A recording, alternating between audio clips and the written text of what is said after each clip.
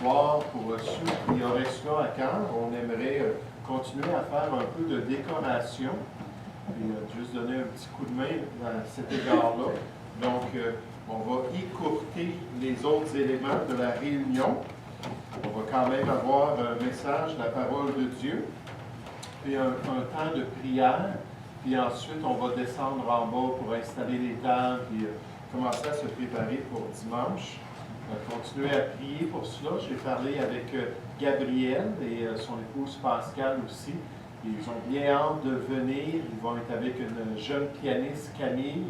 Ils veulent vraiment développer un ministère comme ça auprès des églises. Donc, prions que le Seigneur puisse les bénir. J'ai dit, on va prier pour ta voix. Il dit, effectivement, dans cette saison, c'est le temps où j'ai plus de la difficulté. Et il a une très belle voix.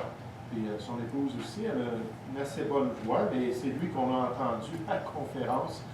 Puis, donc, il faut juste prier qu'il n'attrape rien entre-temps, que le Seigneur puisse vraiment les utiliser. Ça va être une belle cantate qui va impliquer l'Assemblée, qui va impliquer nécessairement, qui va être cet ensemble-là, qui va chanter des numéros spéciaux, faire des récitations. Il va y avoir même une petite partie de pièces de théâtre. Je ne sais pas en quoi ça va qu'est-ce qui va être inclus dans tout cela, mais ça devrait être vraiment intéressant et nouveau, surtout pour l'Assemblée. Donc, prions pour cela. Il y a un autre sujet que j'aimerais vous demander de garder à l'esprit, alors qu'on considère le départ de Maxime, c'est que le Seigneur puisse pourvoir quelqu'un pour le remplacer au niveau des finances. Nécessairement, moi, je peux le faire, mais c'est vraiment pas idéal. Pendant des années, je n'avais pas le choix parce qu'on débutait des assemblées, c'est moi qui faisais la comptabilité. Mais dès que j'ai pu me séparer de ça, j'étais content. Quand on est arrivé ici, il y a 9 ans, je n'avais pas besoin de compter juste peut-être 2-3 reprises pour dépanner. Mais là, il semble que c'est soit moi ou une dame, parce qu'il n'y a plus d'hommes qui sont membres de l'Assemblée. Et donc, juste prier. Ben, Christian, lui, il travaille, donc il n'y a pas le temps pour ça. Mais il travaille à 1 heure. Mais donc, juste prier que la volonté du Seigneur se fasse. On a besoin d'autres personnes dans l'Assemblée ou des gens qui vont s'engager, qui vont devenir membres, qui vont être prêts à être engagés. Mais c'est quand même assez rare. Donc, on va amener ça devant le trône de la grâce tout à l'heure. Donc, bonsoir à tous. Bienvenue à notre étude biblique du mercredi soir. On parle les dimanches matins sur le sujet du grand ennemi du chrétien. On veut vraiment avoir les yeux ouverts concernant ce conflit spirituel qui nous est révélé dans la parole de Dieu et qui nous entoure de toutes parts. Et par la foi, on veut être revêtu de tout l'équipement que Dieu a pourvu pour l'enfant de Dieu. Et la Bible nous dit, afin de pouvoir tenir ferme dans ce combat spirituel-là, afin de pouvoir résister dans le mauvais jour. Et on retrouve ces instructions-là dans Éphésiens chapitre 6. Ce soir, j'aimerais vous inviter à tourner dans Job, chapitre 1. Le livre de Job, au chapitre 1, pour apprendre des leçons sur notre grand ennemi. Et on voit des vérités importantes ici dans Job, chapitre 1. Il y aurait 3 leçons que je voudrais faire ressortir du texte biblique, à partir du verset 6 jusqu'au verset 12. Donc, Job, chapitre 1, pour voir un peu la tactique du malin et apprendre des choses concernant le diable. Job, chapitre 1, au verset 6. On a dit, or, les fils de Dieu vinrent un jour se présenter devant l'Éternel. Pour ceux qui ne le savent pas, c'est le monde angélique. La plupart des références dans l'Ancien Testament aux fils de Dieu, ça parle des anges, des créatures angéliques. Il y a quelques références qui parle du peuple, le peuple juif. Mais pour la grande majorité, on parle des anges et le contexte est clair ici. Or, les fils de Dieu vinrent un jour se présenter devant l'Éternel et Satan vint aussi au milieu d'eux. L'Éternel dit à Satan, « D'où viens-tu? » Et Satan répondit à l'Éternel, « De parcourir la terre et de m'y promener. » L'Éternel dit à Satan, « As-tu remarqué mon serviteur Job? Il n'y a personne comme lui sur la terre. Il est unique. C'est un homme intègre et droit, craignant Dieu et se détournant du mal. » Et Satan répondit à l'Éternel, « Est-ce d'une manière désintéressée que Job craint Dieu? Ne l'as-tu pas protégé, lui, sa maison et tout ce qui est à lui? Tu as béni l'œuvre de ses mains, et ses troupeaux couvrent le pays. Mais étends ta main, touche à tout ce qui lui appartient, et je suis sûr qu'il te maudit en face. Donc, le diable est vraiment en train de remettre en question l'intégrité de Job. Puis il dit, fais juste ces choses-là et tu vas voir son vrai caractère. Juste en passant, c'est intéressant, un auteur a dit, le vrai caractère de l'individu se voit par ce que ça prend pour l'arrêter de faire la volonté de Dieu. Je pensais à ça ce soir, j'ai dit, je ne sais pas s'il va y avoir grand monde qui vont venir avec la tempête de neige, mais le vrai caractère, des fois, encore une fois, il y a d'autres circonstances, puis on comprend ça. Mais quand on s'arrête de faire ce qui est bien, si c'est quelque chose de petit qui nous arrête, « oh, j'ai mal à l'orteil », ou il y a une autre situation que je vis en ce moment, ça démontre qu'on n'a pas un grand caractère dans les voies de Dieu, on n'a pas de force spirituelle.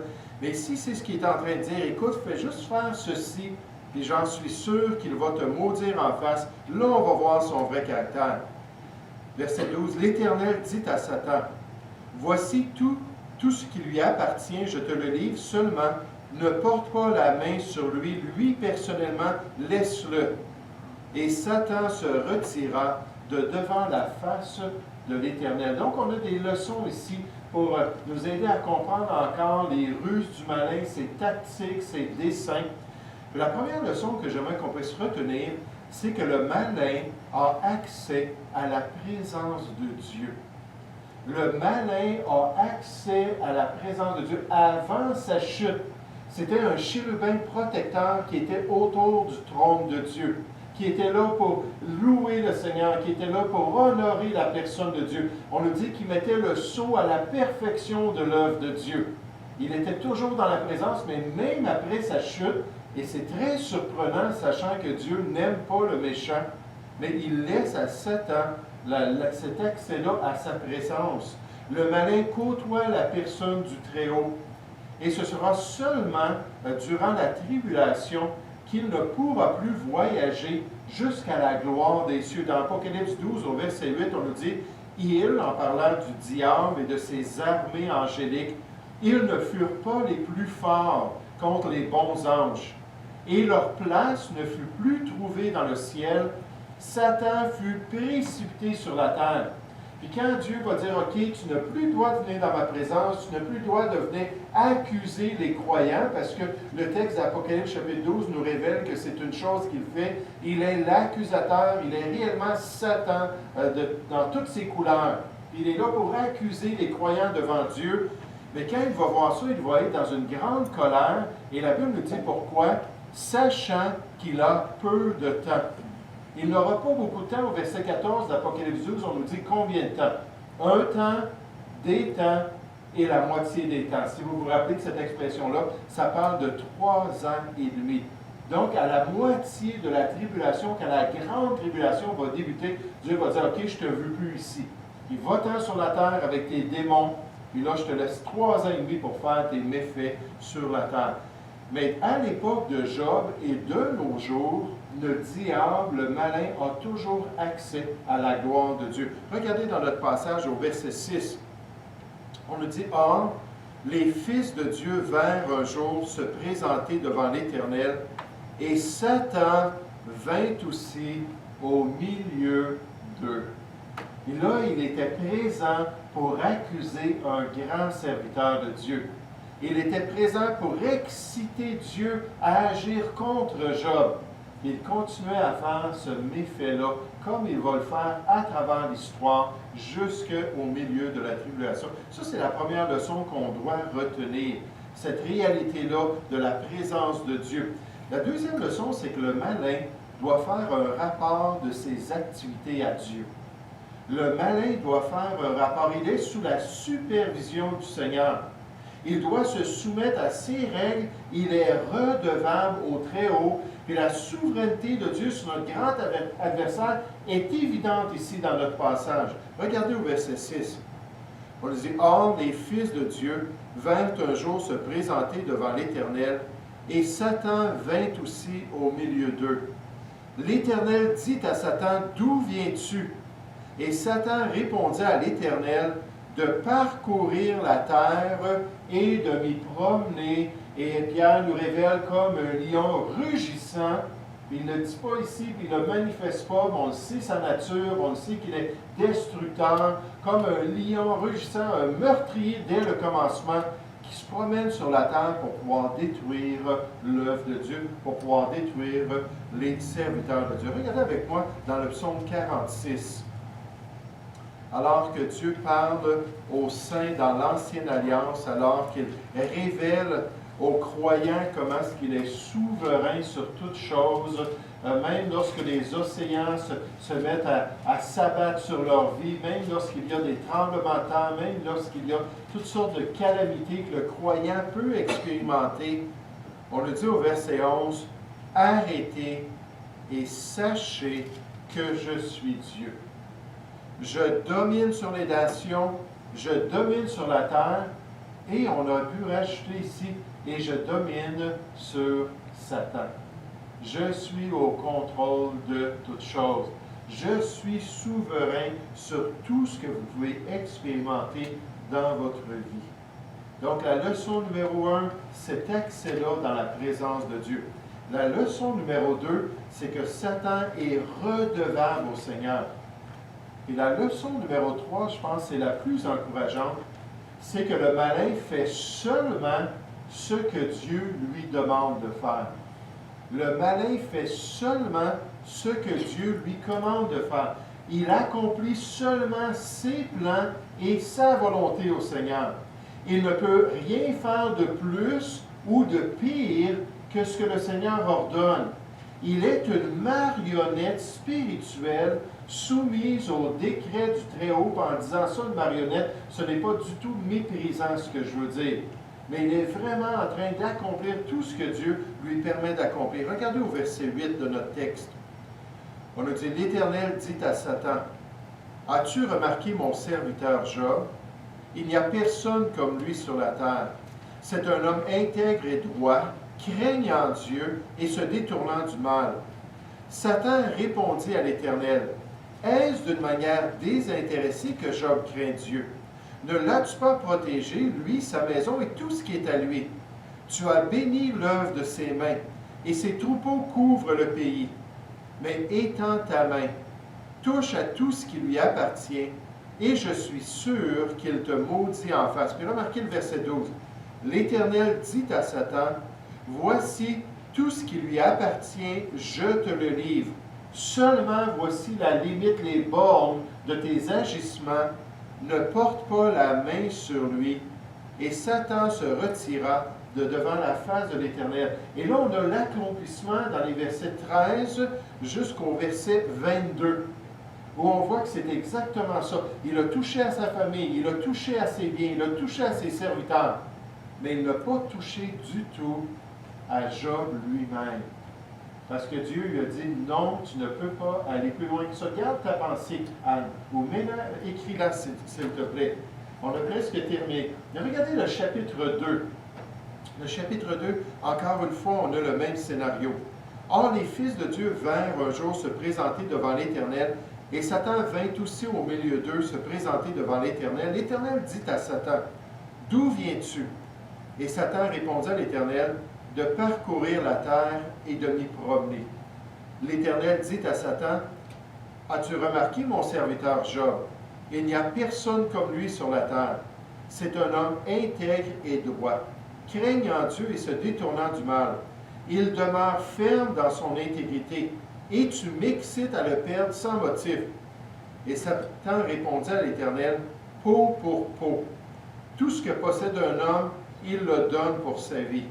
Mais étends ta main, touche à ses os et à sa chair, je suis sûr qu'il te maudit en face. » L'Éternel dit à Satan, « Voici, je te le livre, seulement épargne sa vie. » Puis là, à partir du verset 7 du chapitre 2 jusqu'au chapitre 42, où finalement Job est rétabli dans son état normal, on voit que Job a subi les attaques du malin dans sa chair. Il avait toutes ces douleurs-là. Je voulais aller chercher ce soir le genre de poterie, la briser, puis juste vous remettre ça pendant que vous écoutez le message pour vous aider à rester réveillé, là, et vous gratter comme ça. Parce que c'est ce qu'on nous dit que Job, avec toutes les postules, tout ce qu'il avait sur son corps, ça le démangeait, puis là, il prenait de la poterie brisée, puis il se grattait comme cela.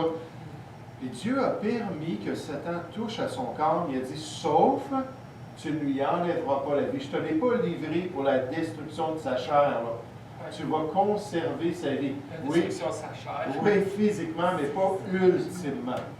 Là, encore une fois, ce qu'on voit, c'est que le diable fait seulement ce que le Seigneur lui permet de faire. Et dans sa sagesse, le Seigneur sait ce qu'il veut permettre à Satan de faire. Regardez avec moi dans Colossiens chapitre 2.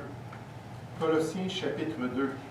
Notre Dieu est souverain sur notre ennemi. Notre Dieu est souverain sur le grand tentateur. C'est lui qui lui permet d'accomplir sa volonté dans notre vie.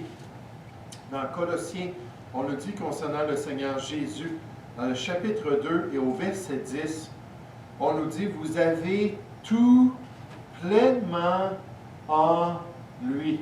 Là, on parle de notre ennemi, on regarde cette créature angélique, extraordinaire et puissante et dangereuse, et Dieu nous dit, oui, mais en Jésus-Christ, c'est tellement supérieur. Vous avez tout pleinement en lui, qui est le chef de toute domination et de toute autorité, que ce soit dans le monde visible ou que ce soit dans le monde invisible. Jésus a dit, tout pouvoir m'a été donné dans les cieux et sur la terre.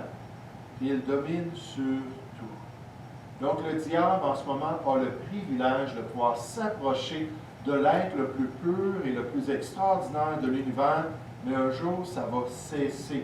Le diable en ce moment doit rendre des comptes, il est redevable à Dieu. Et surtout, lorsque Dieu lui donne des instructions précises, il doit se soumettre à la volonté de Dieu. Il doit accomplir exactement ce que Dieu, dans ses décrets et dans sa sagesse, sait qui est bien pour le croyant. C'est qui est bien pour l'enfant de Dieu. En fait, même le diable concourt au bien de l'enfant de Dieu lorsqu'on aime le Seigneur, qu'on marche avec lui et qu'on accomplit sa volonté. Donc, juste une petite exhortation à travers cette série-là qu'on regarde les dimanches matins, de ne pas oublier que celui qui est en nous, puis nécessairement l'Esprit de Christ est en nous, est plus grand que celui qui est dans le monde. Et en Jésus-Christ, on a tout ce qui est nécessaire pour accomplir la volonté de Dieu.